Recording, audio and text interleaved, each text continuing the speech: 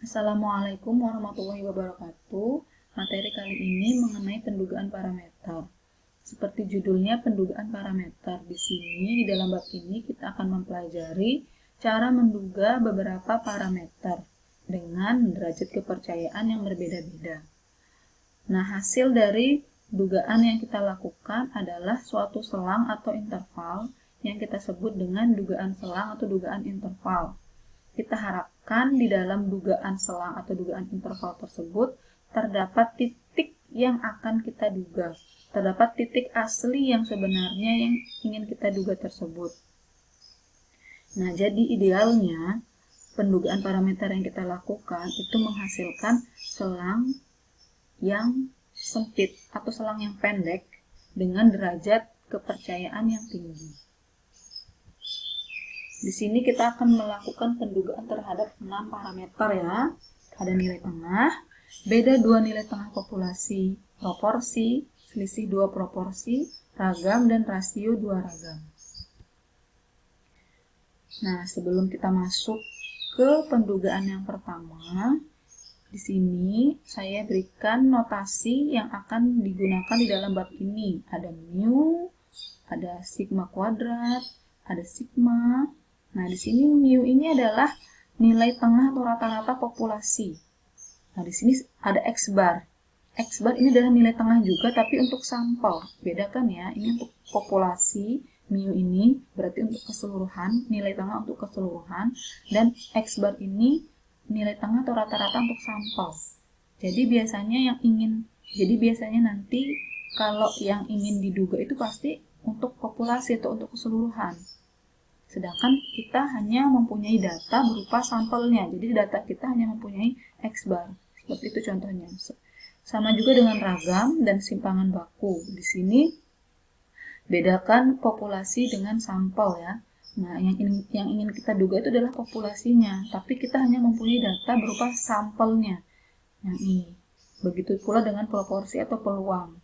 Di sini P biasa ini adalah proporsi atau peluang keberhasilan populasi, sedangkan P topi ini proporsi atau peluang keberhasilan sampel, dan seterusnya. Nah, berikut ini review beberapa rumus yang nanti akan kita gunakan di dalam pembahasan bab ini ya. Yang pertama adalah pendugaan nilai tengah. Selang kepercayaan bagi mu dengan sigma diketahui. Jadi di sini kita akan mencari selang kepercayaan untuk mu. Mu itu adalah nilai tengah populasi ya. Dengan sigmanya diketahui atau simpangan bakunya diketahui.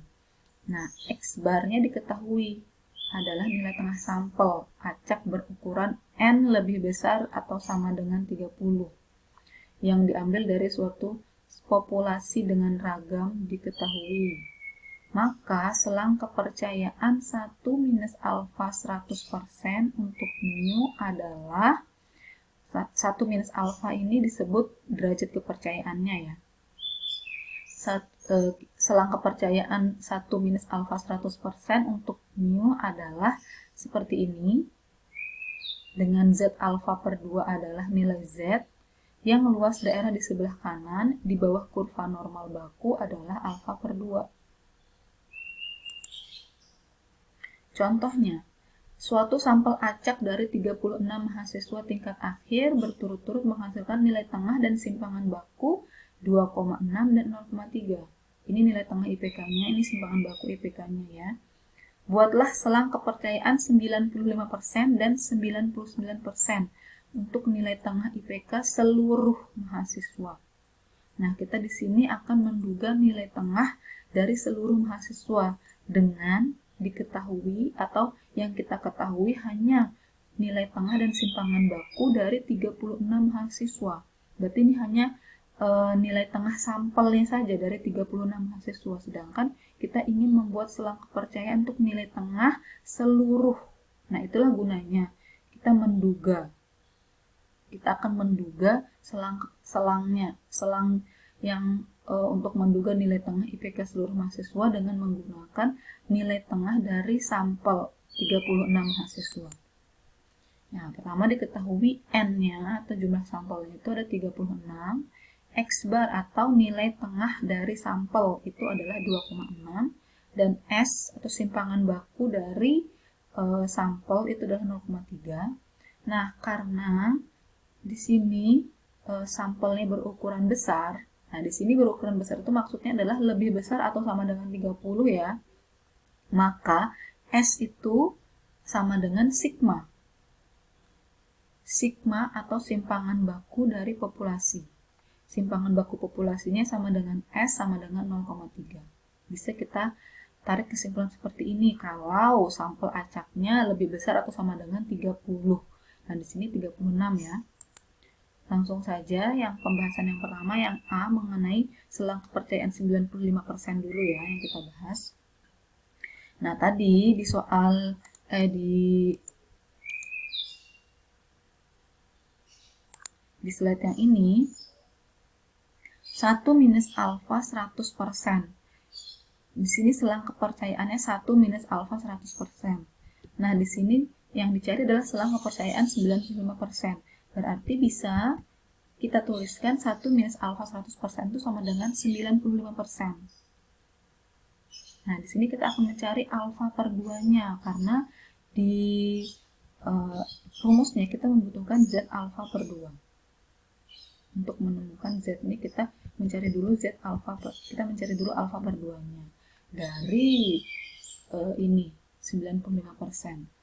Nah, berarti 1 minus alfa 100% sama dengan 95%. Berarti kita temukan alfa sama dengan 0,05 dan alfa per 2-nya sama dengan 0,025. Nah, menggunakan tabel distribusi normal, Z 0,025 itu sama dengan 1,96. Jadi, selang kepercayaan 95% untuk mu adalah, tinggal kita masukkan ke rumus yang tadi, X bar minus Z alfa per 2, sigma per akar N, lebih kecil dari mu, lebih kecil dari X bar ditambah Z alfa per 2, sigma per akar N. Tinggal kita masukkan, tadi X bar adalah 2,6, Z alfa per 2-nya adalah 1,96, sigma itu adalah sama dengan S, sama dengan 0,3 dan M-nya adalah 36. Kita menghasilkan selang kepercayaannya adalah 2,50. Lebih kecil dari mu, lebih kecil dari 2,70. Maksud dari selang ini adalah mu yang kita duga ini atau nilai tengah dari IPK seluruh mahasiswa yang kita duga ini kita harapkan berada di interval 2,50 sampai 2,70. Ya, artinya ini. Nah, yang kedua, selang kepercayaan 99% sama seperti 95% cara mencari alfa per 2-nya ya. Kita temukan di sini alfanya sama dengan 0,01, berarti alfa per 2-nya 0,005. Z 0,005 sama dengan 2,575. Ini kita lihat di tabel distribusi normal Z ya. Jadi selang kepercayaan 99% untuk mu adalah sama tadi langsung kita masukkan saja yang sudah diketahui dan yang sudah kita cari. Kita hasilnya adalah 2,47 lebih kecil dari mu, lebih kecil dari 2,73. Jadi kita menduga di antara selang ini terdapat nilai tengah populasi yang sebenarnya di antara 2,47 sampai 2,73. Nah, galat, selanjutnya kita akan membahas galat dalam pendugaan mu atau pendugaan nilai tengah populasi. Jika X bar digunakan untuk menduga mu, maka kita percaya sebanyak 1 minus alfa 100% bahwa galatnya tidak melebihi dari Z alfa per 2 dikalikan sigma per akar N. Selanjutnya ada ukuran sampel untuk pendugaan mu. Jika X bar digunakan untuk menduga mu, maka kita boleh percaya 1 minus alfa 100% bahwa galatnya tidak akan melebihi E jika ukuran sampel yang diambil sebesar N. Jika N yang diperoleh berbentuk desimal, maka bulatkan N ke atas. Nah, contohnya, seberapa besar sampel yang harus diambil pada contoh 1 jika kita ingin percaya 95% bahwa nilai dugaan kita tidak menyimpang dari mu. lebih dari 0,05. Berarti di sini kita ketahui bahwa E atau errornya adalah 0,05. Karena kita tidak ingin menyimpang, X barnya tidak ingin menyimpang dari mu lebih besar dari 0,05. Sigmanya sama dengan S sama dengan 0,3. Karena kita menggunakan contoh 1 yang sampelnya lebih besar dari 30, maka sigma sama dengan S ya. Nah, di sini kita peroleh alfa per 2-nya 0,025, Z 0,025 sama dengan 1,96. Nah, menggunakan rumus yang tadi kita peroleh N-nya sama dengan 138,3. Jadi kita percaya 95% bahwa suatu sampel acak berukuran 139, ingat kita bulatkan ke atas ini, akan menghasilkan nilai dugaan X bar yang selisihnya dari mu tidak melebihi 0,05. Jadi kalau kita ingin selisih dari X bar dan mu ini tidak lebih dari 0,05, sampel acaknya minimal 139 yang kita ambil. Nah, selanjutnya selang kepercayaan untuk mu dengan sampel berukuran kecil. Nah, di sini maksud sampel berukuran kecil itu adalah N lebih kecil dari 30 dengan sigma tidak diketahui. Jadi otomatis ya kalau sampelnya kecil itu sigmanya tidak diketahui karena kita tidak bisa menyamakan sigma dengan S. Kita hanya bisa menyamakan sigma sama dengan S atau simpangan baku sampel sama dengan simpangan baku populasi jika N-nya atau sampelnya itu berukuran lebih besar atau sama dengan 30.